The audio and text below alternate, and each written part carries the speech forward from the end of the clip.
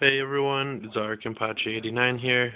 Doing a Esper Tezzeret Deck uh, tech here for you. Um, just changed it over. I was doing red before, and it was doing okay. Ran into a lot of problems with things like Wall of Omens, just anything with bigger than 3 toughness. The red was really only good for fighting against weenie decks. So I changed it from red and went to white because I figured it'd be better, especially with I could just side in Day of Judgment if I need to, and that kills just about anything. Um, but I also changed it to be less control based, or yeah, less control based, I guess, because I put in a few more creatures. And as you can see, threw in some swords. So I'll get started here. First, obviously, we have Tezzeret, 4 of them. Stable card in the deck, awesome. Kind of does the same thing that guy right here next to it does, Stoneforge Mystic. You can use either of them basically. Granted, Tezzeret will only check the top 5, but it as well as Stoneforge will search for one of the 3 swords in my deck and get it out into play quick. So obviously 4 Stoneforge Mystics, 4 Preordains, good cycling ability, or good cycle through your deck. I have 2 Stoic Rebuttals. They're nice just to have in the deck. I mean, there's once in a while when you just want to have counter spells. I run 2 in here, 2 in my sideboard, just in case I feel like using more. But just having those 2 in there is really nice to have. I have a Frost Titan. It's working well right now. It's good with some swords on it too, especially. You can just sit there and tap things and hit them and untap your lands, and it's working well. But right now I want to test out using Vencers. So he might be coming out for a Venser. And I'll figure out how that goes afterwards and let everyone know. Treasure Maid still made the deck. For the 1 card you can get the Wormcoil Engine. It's just nice to have another creature, another body, a tutor for the Wormcoil Engine. That way I have kind of 2 copies of Wormcoil.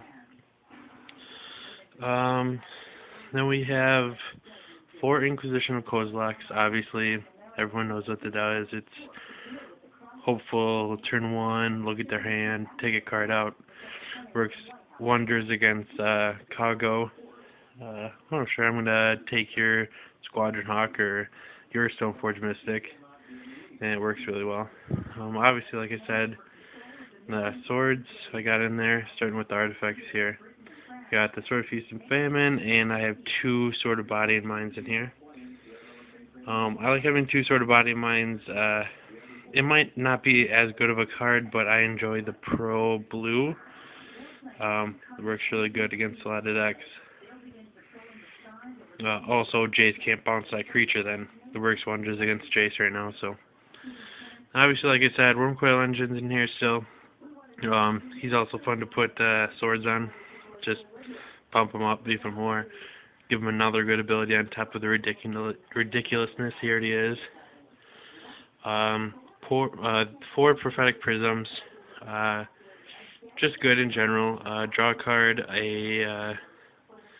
filtering your mana awesomeness. Because I do only have the 1 set of white cards in the deck, the Stoneforges. And just in case I have all blue and black land, I have a way to play Stoneforge Mystic still. Other card I use to get me some white mana would be the Sphere of the Suns. Those are obviously really good Tezzeret cards too, because you can turn them into 5/5s once they're all depleted of their mana. The Everflowing Chalices, I use 3 of those too. Just mana ramp in general. Sword Body Minds. I put these in here. Not a lot of people used them at all.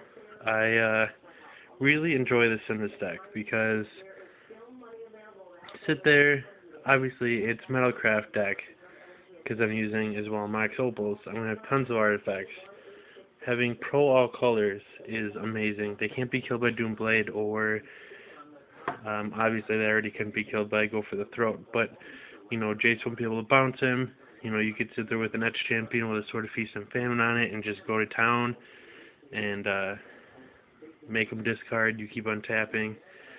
I really like this card. I think it's good. I think it's better than some people make it out to be, but it's not like the most broken card ever. It's good though.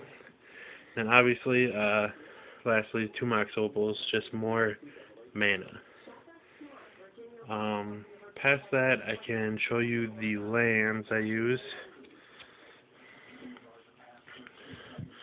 Some people may not necessarily care about the lands, but some people do. So, moving to lands here, I have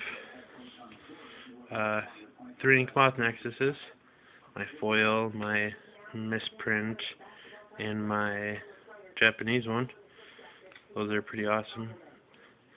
Then I got 2 Seachrome Coats, 2 Dark Slick Shores,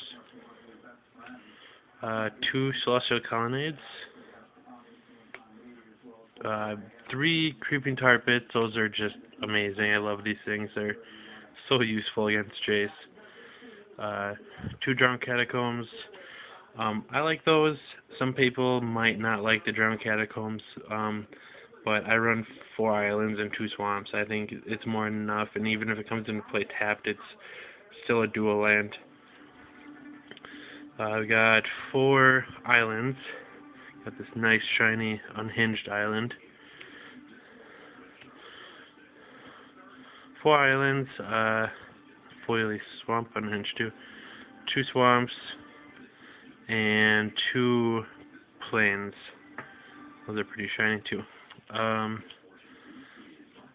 Pretty decent land. I haven't really had any problems with the lands, and even if I did, I had a Prophetic Prism or a Sphere of the Suns to make up for it.